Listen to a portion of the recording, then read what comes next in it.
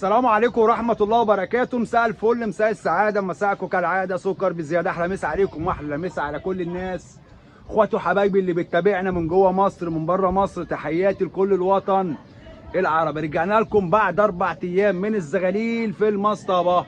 قول له اسكت يا ابني، بصور يا ابني. الجو عمال لي قلق. بصوا يا رجالة، بصوا دول شوية طايرين فوق دماغي اهم. بصوا ادي الزغاليل اهي، ادي الزغاليل اهي، ما بياخدوش اهو. قول له اسكت يا حازم، عمال اصور يا حازم. قول له بس اهو يا جدعان، دي زغاليل اهو اهو، ما شاء الله. تمام. طب انت النهارده جاي تكلمنا في ايه يا ابو التلابيب؟ هقول لحضرتك دلوقتي جاي اكلمك في ايه. دي الطريحه اللي احنا طلعناها كام واحده التانيين اللي انتوا قلتوا لي طلعوهم. طبعا طلعناهم الغيه وقاعدين في المصطبه بقالهم 4 5 ايام يا جدعان اهو. هم كده بقالهم في المصطبه بتاع 4 5 ايام. طيب دلوقتي احنا خلاص خدنا وقتنا، او خدوا وقتهم في المصطبه. اللي بيتم معاهم هرجع لكم تاني يا رجاله. رجعت لكم يا رجاله، معلش انا بس الجو مزهقني، الجو عمال يزعق. وادي الزغاليل طايره اهي. طيب ايه اللي انت عاوز تكلمنا فيه النهارده يا ابو الترابيب؟ جاي اقول لك النهارده حضرتك انت لو عامل طريحتين او 3 طرايح مع بعض في وقت واحد، ايه التعامل معاهم؟ وقدرني انا عامل 3 طرايح، يعني قدرني عامل طريحه طايره وطريحه تانيه اهي وطريحه تانيه بتتعمل. طيب هتتعامل معاهم ازاي ووقتهم ازاي؟ بص بقى، الطريحه اللي في الباب دي عشان تاخد حقها لازم اطلع لها الصبح بدري، لازم اطلع الصبح بدري عشان الطريحه دي تاخد حقها. ربنا يستر عشان تاخد حقها. انا المشكله يا جدعان الزغاليل طايره، في حمام طاير عاوز يطلع يتعلق فيهم، في حمام طاير عاوز يتعلق في الزغاليل بس الزغاليل مش عاوزه تجري عليه. وعلى فكره الشاب السكروته معاهم، السكروته يا جدعان معاهم. عشان في ناس قالت لي خلي بالك السكروته لو اتصنع مع الزغاليل دي هيسلمهم. انا بوري لك كل حاجه عملي، انا بحب العملي، بحب العملي. طيب الزغاليل ده بقى رجاله هنعمل معاه ايه المفروض بقى؟ حاجه من الاتنين، يطلع الصبح بدري افتحهم والشبكه مقفوله واقعد معاهم ساعتين 3 كده يقعدوا تحت الشبكه، او اسيبهم على بيات مفتوحين. يعني ايه على بيات؟ يعني هاجي بالليل وهقوم جاي سايب المصطبه دي مفتوحه اهي. مش عاوز يسكت الولد اهي. المصطبه مفتوحه وبشد الشبكه بتاعتي عليهم. اطلع الصبح الساعه 9 بقى الساعه 10 الكلام ده، بقوم جاي حاطط لهم الكلفه. ادي 3 مكالف محطوطين اهم زي ما حضرتك شايف، 3 مكالف اهم. والميه دي بتتغير كل يوم للزغاليل. احط لهم الكلفه اقفلهم واعمل كده. بعد ما اقفلهم اقوم جاي مفتح الطريحه اللي بتجري دي اهي. بخلص الطريحه اللي بتجري دي بعمل طريحه تانيه. فين الطريحه التانيه دي يا ابو الترابيب؟ ما قلت لك اصبر عليا، في مفاجاه محضرها لك يوم 10/7 ان شاء الله باذن الله. مزهقني والله. اوعى يا ابني، اوعى يا ابني، مزهقني والله، مش عاوز يسكت، مش عاوز يسكت. بصوا بصوا، مش عاوز يسكت. بصوا يا ابني، بصور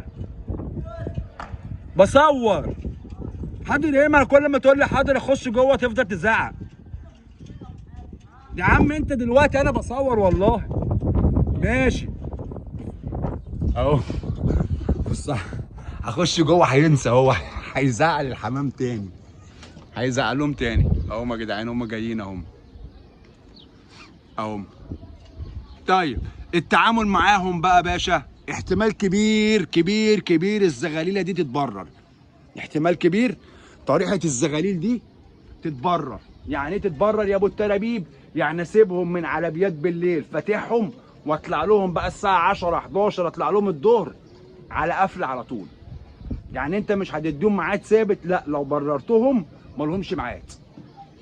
الطريحه لو اتبررت ملهاش ميعاد، ليها ميعاد في حاجه واحده بس، الكلفه، ميعاد الكلفه. لكن ميعاد تفتيح هم يصحوا الصبح النهار يشقشق عليهم، المصطبه مفتوحه، الزغاليل تطلع تقعد على العرق، يفركوا براحتهم ويلموا نفسهم براحتهم ويعملوا اللي هم عاوزينه براحتهم. وقت ما انا بطلع مثلا الساعه 10 الساعه 11 بطلع الظهر، ده لو انت ما عندكش وقت، ده الكلام ده ليك انت كمان، ما عندكش وقت، بتفضى الظهر بتفضى وقت العصر، يبقى برر زغاليلك، افتحهم مبررين. فدول احتمال كبير يتبرروا، احتمال كبير. هنبدا معاكم من بكره ان شاء الله في الحلقات بتاع بكره هتتعامل ازاي مع الطريحه ديت ومع الطريحه دي. طيب دلوقتي الطريحه دي عليها اربعات وخمسات، الطريحه دي لسه ما فكتش ريش. ينفع بعد ما دول يطيروا يا ابو حازم اضم دول على دول؟ ما ينفعش. ليه؟ لان دول خلاص الايام اللي جايه جهدهم هيقل، هم عليهم دلوقتي اربعات، هيبقى عليهم ثلاثات، هيبقى عليهم اتنينات، فمجهودهم هيقل. دول لسه هيفكوا واحده واتنين وهيجروا، هيبقى جهدهم جامد. فلو انا حطيت دول في دول ياخروا لي دول. طب امتى اضم الطريحه دي على الطريحه دي مع بعض ويطيروا مع بعض؟ اضمهم لما اطلع الطواير من الطريحه دي والدكوره اللي فيهم تصم، تخلص الصمايم بتاعتهم ويخلصوا صم ويجروا، يكون دول بقى عليهم اربعات خمسات. لما دول كمان اكشف الطواير اللي فيهم واشيلهم ويصموا ويخلصوا الصمايم، بقى دول شبابات وبقوا دول شبابات. هقوم مهوي دول لوحديهم واسخنهم لوحديهم، وبعد ما اسخنهم لوحديهم هضم دول في دول يتضموا في دول. تمام؟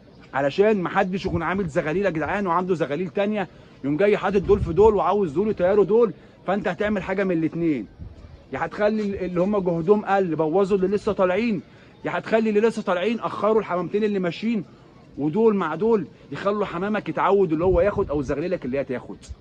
انا طالما ضميت على دفعه زغاليل، يعني شايفين دول اهم، دول 10، ال10 دول اخدوا مع كام حمامه من كام يوم، طلعوا من الناحيه الثانيه هم نازلين يحط اهو، طلعوا من الجنب الثاني، ما قعدوش عليهم. ليه؟ حافظين بعض ال10 حافظين بعض.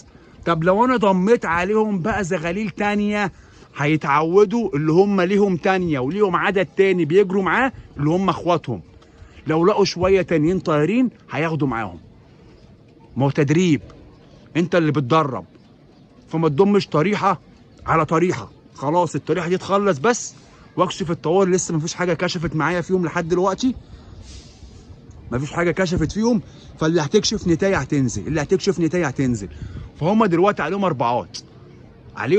اربعات ولسه ما كشفوش، والله لسه ما كشفوا. اللي هتكشف هتبان.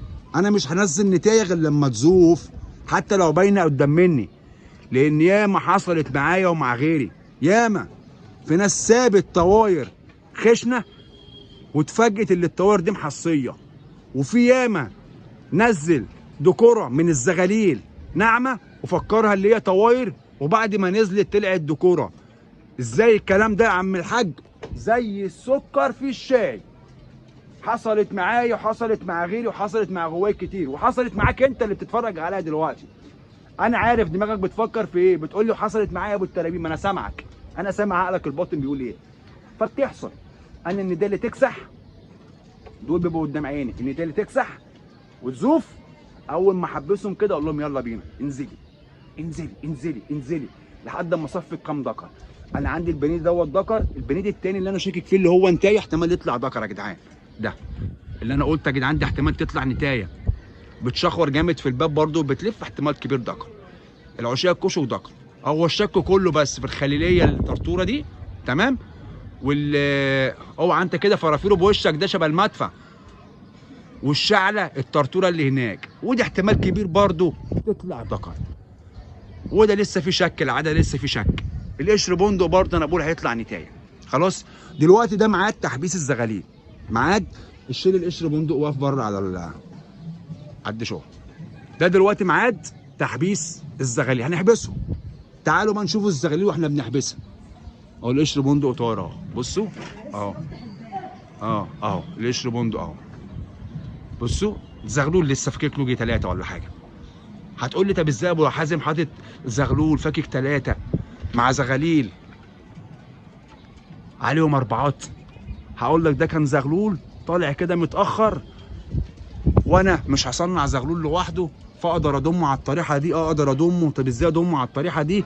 ارجع للفيديوهات هتلاقيني عامل لك كل ده عملي، وبوري لك القشر بندق ده وهو كان لسه بيقع من الزغاليل وما كانش لسه لم معاهم. النهارده انا بوريك القشر بندق اهو معاهم، بيطير معاهم ما شاء الله يا جدعان، بياخدوا بالساعه ونص اول ما بفتحهم. بس انا المشكله ان انا بفتحهم في وقت الشمس، ما بعرفش اصور، بكون لسه صاحي من النوم، بيكون الزيت لسه ما رفعش عندي، وانا طول ما الزيت مش رافع ما بعرفش اصور، ما بعرفش اتكلم، فما بعرفش بطلع افتحهم كده واقعد اشرب كوبايه القهوه بتاعتي. بياخدوا لهم بتوع ساعه ونص، بينزلوا يقعدوا على العرق ربع ساعه نص ساعه ولا حاجه، يقعدوا يطمنوا برده كلهم، ما فيهاش طيران وحطه وحبسه يعني دي زغاليل، لا بيقعد على العرق، بيطمن اكتر للعرق، بيتدشر اكتر للمكان، وبعد كده بحبسه. فده دلوقتي ميعاد حبسهم. هنفتح البيبان بتاعتهم اهي اهي، وهنشوفه دلوقتي كل واحد وهو بيخش على بابه. واول واحده هتخش ايه؟ لا لسه بندق هنا، السكروته هنا. يلا اطلع لي كده بره حازم، تعالوا بقى نتفرجوا عليهم. هنقفل الباب وهنتفرج عليهم وهم بيبوبوا كل فرد او كل زغلول في بابه.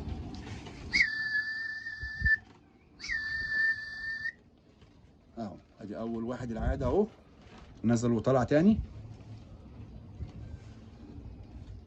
واللي هيخش باب غلط هيرجع يصلح زي عشاق الكشك ده، هيرجع يصلح لنفسه يخش الباب بتاعه.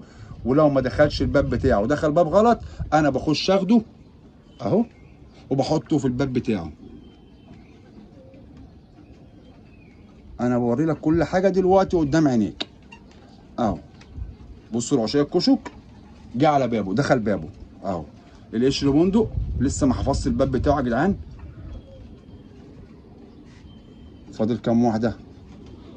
فاضل 3 4. هات لي حبتين ذره وهقول لك التعامل ازاي اهو. هات لي حبتين ذره. بصوا يا جماعه، علشان اللي في الباب ما يكلفش ويطلع تاني، هرمي حبتين ذره من هنا اهو. ارمي تاني.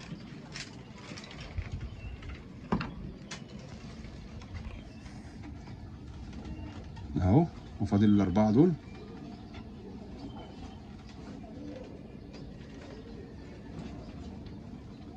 بصوا القش بندق، عارف اللي هو مش بابه. تعالوا بقى كده معايا، القش بندق هيطلع تاني فوق، مش مهم مش مهم. بصوا بقى، ده بابه وده بابه، ركز معايا بقى ها. وده بابه وده بابه، فرافيره بابه. هنروح هنا كده، العاده ده بابه. فاضل لنا واحد هنا طرطور، هنا الاشعر، هنا الازرق، هنا القشر بندق، وهنا السكروته وطاره اهو. قلت لكم انا هينسى مسافه ما انا هخش هينسى. قال لك سقعها له، ايه سقعها له اهو. اسمه فرافيرو. خلاص يا رجاله عشان ما نطولش الفيديو عليكم، هينزلوا هحبسهم على طول ان شاء الله يعني، ما تقلقوش ما تقلقوش. مسافه ما هينزلوا انا هبوبهم على طول. يا رب الفيديو يكون عجبكم، وانتظرونا يوم 10/7 واكبر مفاجاه ان شاء الله على اليوتيوب لكل اخواتي وحبايبي ومتابعيني. تحياتي ليكم كل الناس اللي بتتابعنا من جوه مصر ومن بره مصر، تحياتي لكل الوطن العربي. احلى مسا عليكم واحلى مسا على كل الناس، والتربوا من مكانكم بيمسي عليكم يا اجدع ناس. وهرجع اقول لك حب الناس كنز يا ناس. السلام عليكم.